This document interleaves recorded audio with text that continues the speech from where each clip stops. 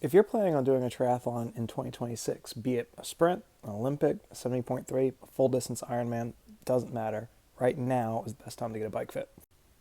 My name is Brandon. I'm a professional bike fitter, and this was perhaps the most transformative triathlon fit that I've ever done. When it comes to your performance in the bike portion of a triathlon, the first thing that's going to improve your performance is going to be great training, but the second thing that's going to improve your performance is aerodynamics and your position on the bicycle.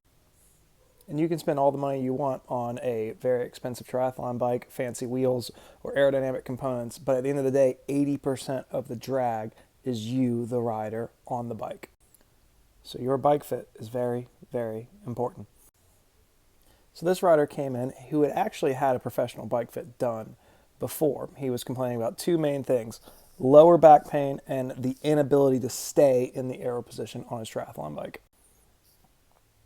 We can see how low the front end where his aero bars are, and this is creating a big gap right here where a bunch of air is just going to come in and hit the rider's chest. This might have been considered a fast triathlon position in 2005, but it's 2025, and our understanding of aerodynamics has come much further. And don't let anyone tell you that holding an aerodynamic position on a triathlon bike is going to be uncomfortable. It is completely possible to have both speed and aerodynamics as well as comfort for even a full distance triathlon. So what changes do we make to relieve the back pain as well as create a more sustainable aerodynamic position for this rider? This was the final position that we landed on. We've actually raised the saddle height as well as raised the front end of the bike up to create a much more aerodynamic position while increasing what's called the reach, or how far away the cockpit is. This has created an aero position that's sustainable, that he can stay in for hours on end. In addition, it's much more aerodynamic because we've gotten the rider's hands in front of his chest. So as he rides his bike, his hands are breaking the air around him and not hitting his chest, acting like a sail and a drag on him.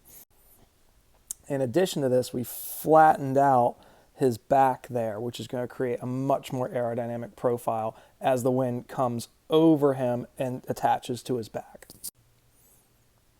Now we have also changed a couple parts to make the position a little bit more comfortable. We changed the arm pads out to something a little just bigger with more surface area. That's going to be more comfortable.